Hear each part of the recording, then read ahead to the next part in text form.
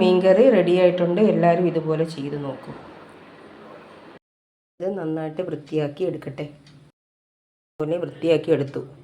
ഇപ്പോൾ നമുക്ക് വേണമെങ്കിൽ കല്ലുപ്പ് വേണമെങ്കിലും വെച്ച് ഇത് ക്ലീനാക്കി എടുക്കാൻ പറ്റും. മീൻകറിക്ക് ആവശ്യമുള്ളത് പകുതി തക്കാളി, 2 പച്ചമുളക് കീറിയത്, മുരിങ്ങയ്ക്ക, പിന്നെ കുറച്ച് കുടംപുളി, കറിവേപ്പില. ഇനി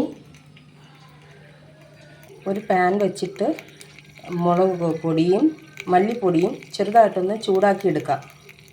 1 സ്പൂൺ മുളക് പൊടിയും 1 സ്പൂൺ മല്ലിപ്പൊടിയും ചെറുതായിട്ടൊന്ന് ചൂടാക്കി എടുക്കാം. കൂടെ തേങ്ങ ചിരകിയത് കുറച്ച് ചൂടാക്കാം. കുറച്ച് തേങ്ങ മതി.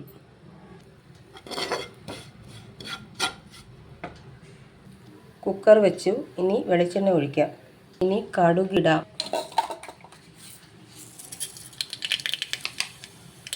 ഉലുവ, ചെറിയ ഉള്ളിയും വറ്റൽമുളകും കറിവേപ്പില. അതിനുശേഷം പച്ചമുളക്, തക്കാളിക്ക,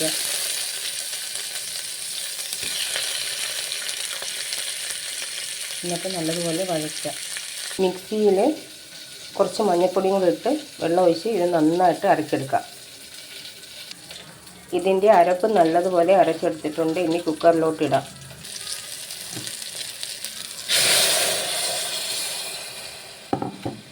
മുരിങ്ങയൊക്കെ ഇടാം. കുടംപുളി ഇടാം. ഇനി ചാളമീൻ ഇടാം.